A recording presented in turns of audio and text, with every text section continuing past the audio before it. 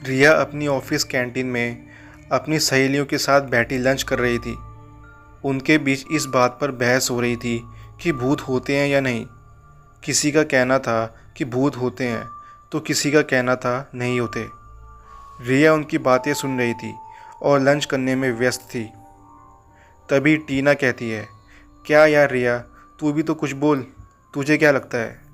तो रिया कहती है, यार तुम लोग ये फालतू की बातों पर भरोसा करती होंगी, मैं नहीं करती, सब कुछ भ्रम होता है। तभी अदिति टीना की बात का जवाब देते हुए कहती है, अच्छा रिया, तुझे ऐसा क्यों लगता है, बता। तो रिया कहती है, ये भूत प्रेत सब मन का वहम होता है। दुनिया चांद पर मंगल पर पहुंच गई और तुम लोग ये फालतू की बातों में टाइम ख़राब कर रही हो। तो टीना कहती है, मेरी दादी ने देखा है, सच में यार भूत होते हैं। तो रिया कहती है, अच्छा, तो तुझे अगर कभी भूत मिले तो मेरे घर का एड्रेस दे देना, मैं भी तो देखूं कैसे होते हैं वो। तो अदिति कहती है, क्या यार तू भी ना। तो रिया कहती है, लंच तो फिनिश हो गया, अब चलो फिर से काम पर लगो और उस खड़ूस मैनेजर की चिक चिक सुनो।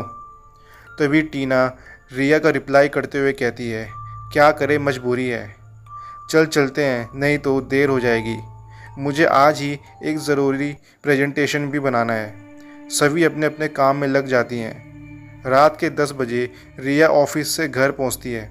दिन भर की थकान मिटाने के लिए वो हॉट वाटर बाथ लेती है और आईने के सामने खड़ी हो अपने बाल सुलझाने लगती है।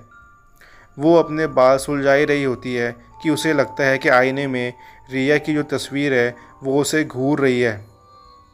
रिया गौर से देखती है तो सच में आईने में बनी रिया की तस्वीर रिया को सच में घूर रही होती है। रिया डर से कांपने लगती है, उसके मुंह से आवाज़ भी नहीं निकलती। आईने में बनी रिया की तस्वीर अचानक ज़ोर ज़ोर से हंसने लगी और कहा, रिया बताओ, भूत होते हैं या नहीं होते? रिया तो चाहकर भी न बोल पा रही थी, न अपनी जगह से हिल पा रही थी। धीरे धीरे आईने से उस तस्वीर ने अपना हाथ निकाला और रिया को अपनी ओर आईने में ये कहते हुए खींच लिया कि तुम्हें जानना था ना कि भूत कैसे दिखते हैं, तो आओ मैं तुम्हें दिखाती हूँ कि भूत कैसे होते हैं। रिया समझ चुकी थी कि अब वो ज़िंदा नहीं बचेगी और ये भी जान चुकी थी कि भूत होते हैं। अगले दिन ऑफिस सभी इस बात की चर्चा कर रहे थे कि रिया लापता कैसे हो गई। तो दोस्तों, बढ़ते हैं अपनी दूसरी कहानी की ओर।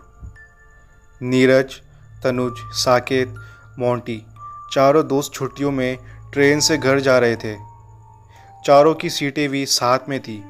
चारों मज़े से आपस में गप्पे मारते हुए हंसी मजाक कर रहे थे। तभी साकेत कहता है, यार तुम लोग बातें करो, मुझे बहुत नींद आ रही है, मैं चला सोने। तो मोंटी कहता है, क्या यार, अभी तो सिर्फ 9 बजे हैं, तू अभी से सोएगा? तो साकेत कहता है, क्या बताऊं यार, कल एक डरावनी फिल्म देख रहा था तो सारी रात ठीक से नहीं सो पाया, बस इसलिए मैं आज जल्दी सो रहा हूँ। तो तनुज साकेत की बात का रिप्लाई करते हुए कहता है, जब तेरे को इतना ही डर लगता है तो देखता ही क्यों है? तो साकेत कहता है, वो बात ये है कि उस फिल्म की हीरोइन मेरी फेवरेट है, इसलिए देख लिया। उसकी बात सुनकर सभी हंसने लगे। तनुज कहता है, क्या तुम लोगों ने कभी भूत देखा है? तो सभी कहते हैं नहीं। तो मोंटी कहता है, भूत देखने से भी ज़्यादा ज़रूरी बात यह है कि क्या भूत होते हैं? तो साकेत कहता है, फिल्में देखकर तो ऐसा ही लगता है कि भूत होते हैं। तो नीरज कहता है, क्या यार तुम लोग भी क्या बातें करते हो, भूत जैसा कुछ भी नहीं होता, सब मनगढ़ंत कहानियाँ हैं और कुछ भी नहीं। तो तनुज नीरज की बात का जवाब देते हुए कहता है, भाई मुझे तो भूख सी लग रही है। तो साकेत कहता है, तूने सबका खाना पैक कराया था ना, या भूल गया? साकेत कहता है, हाँ भाई कराया है ना, चिकन बिरयानी।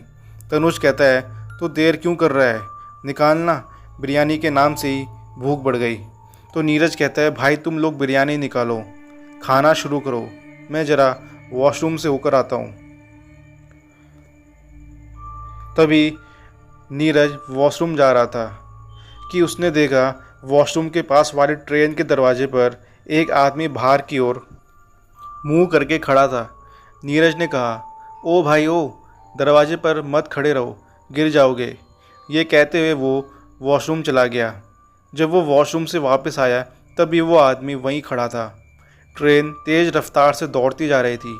नीरज ने उस आदमी के कंधों पर हाथ रखकर कहा, क्या भाई, सुनाई नहीं देता क्या? कब से कह रहा हूँ, बाहर गिर जाओगे। मरने का शौक़ है क्या? दरवाजे पर मत खड़े रहो। नीरज की बात सुनकर भी वो आदमी वहाँ से नहीं हटा। उसी तरह बाहर की तरफ ही खड़ा रहा, लेकिन उसका सिर 180 डिग्री घूमकर नीरज के सामने आ गया। उसके चेहरे से जगह जगह से मांस गायब था और हड्डियाँ दिखाई दे रही थी। पूरा चेहरा खून से भरा था। वो नीरज को घूरते हुए बोला, और कितनी बार मरूंगा? मैं 2 दिन पहले ही इसी दरवाजे से बाहर गिरकर मर चुका हूँ। और हंसने लगा। नीरज ये सब देखकर खुद को संभाल न सका और बेहोश होकर वहीं गिर पड़ा। जब बहुत देर तक नीरज नहीं आया तो उसके दोस्तों को उसकी चिंता हुई। वो नीरज को ढूंढते हुए आए तो देखा नीरज बेहोश पड़ा था। उन्होंने पानी के छींटे देकर उसे होश में लाया। होश में आते ही नीरज चिल्लाते हुए कहने लगा, भूत होते हैं, मैंने देखा है उसे। वो देखो दरवाजे पर खड़ा है। लेकिन उसके दोस्तों को दरवाजे पर कोई नहीं दिखा। वो सिर्फ नीरज को ही दिखाई दे रहा था और उसकी हंसी भी सिर्फ नीरज को ही सुनाई दे रही थी। नीरज उसकी तरफ डर से देखकर चिल्लाए जा रहा था। उसके दोस्त उसे अपनी सीट पर ले आए और शांत कराने की कोशिश करने लगे। पूछने लगे कि आखिर हुआ क्या है, लेकिन नीरज कुछ बताने की हालत में नहीं था। वो एक बार सिर्फ यही दोहरा रहा था कि भूत होते हैं। तो दोस्तों, ये थी आज की दूसरी कहानी। बढ़ते हैं अपनी तीसरी और आखिरी कहानी की तरफ। शशांक घर से जल्दी जल्दी ऑफिस के लिए निकला। उसे 8 बजे की मेट्रो ट्रेन पकड़नी थी। जब तक वो मेट्रो स्टेशन पहुंचा, ट्रेन निकल चुकी थी। अगली ट्रेन 40 मिनट बाद की थी।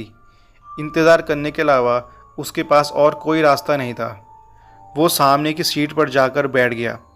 उसके बगल में एक आदमी बैठकर न्यूज़पेपर पढ़ रहा था।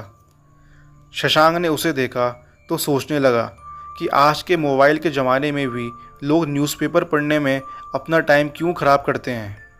कुछ देर बाद आखिर शशांक ने उस आदमी से पूछ ही लिया, इस मोबाइल के ज़माने में भी आप न्यूज़पेपर क्यों पढ़ते हैं? क्या आपको नहीं लगता ये टाइम और पैसे दोनों की बर्बादी है? सारी खबरें तो मोबाइल में भी मिल जाती हैं। उस आदमी ने मुस्कुराते हुए कहा, न्यूज़पेपर पढ़ने में जो सुकून है वो मोबाइल में कहाँ। तब तक ट्रेन भी आ चुकी थी। रमन बिना उस आदमी को जवाब दिए दौड़ता हुआ ट्रेन में चढ़ गया। अगले दिन रमन फिर मेट्रो स्टेशन पहुंचा ऑफिस जाने के लिए। उसे वही आदमी दिखाई दिया, लेकिन आज दिनों के बीच बात नहीं हुई क्योंकि ट्रेन आ चुकी थी।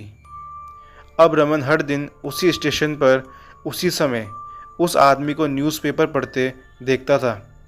रमन ने गौर किया कि वो आदमी हमेशा वही पुराना न्यूज़पेपर पढ़ता है और उसका पहला ही पेज पढ़ता है।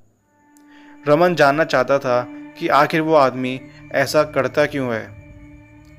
एक दिन रमन घर से मेट्रो स्टेशन जल्दी निकल गया क्योंकि उसे उस आदमी से मिलना था और पूछना था कि वो ऐसा क्यों करता है। रमन स्टेशन पर पहुंचा तो वो आदमी वही उसी कुर्सी पर बैठा वही पुराना न्यूज़पेपर पढ़ रहा था। रमन ने जाते ही पूछा कि भाई साहब, आप हमेशा वही पुराना न्यूज़पेपर क्यों पढ़ते हैं? तो वो आदमी कहता है, तुम खुद ही देख लो। शशांक ने न्यूज़पेपर लिया और पढ़ने लगा। जैसे जैसे वो न्यूज़पेपर पढ़ता गया वैसे वैसे उसका चेहरा पीला पड़ गया और वो पसीने से तरबतर हो गया। उस न्यूज़पेपर में लिखा था कि एक तेज़ रफ्तार कार ने एक आदमी को कुचला। आदमी की मौके पर ही मौत हो गई और वहाँ उसी आदमी की फ़ोटो छपी थी जो हर दिन न्यूज़पेपर पढ़ता था। शशांक समझ चुका था वो आदमी तो महीनों पहले मर चुका है, फिर वो मुझे दिखाई क्यों देता है। उस आदमी ने शशांक से कहा, कुछ याद आया या याद दिलाऊं? शशांक को याद आया कि वो पार्टी करके तेज़ रफ्तार में गाड़ी चलाते हुए घर जा रहा था और रास्ते में एक आदमी सामने आया।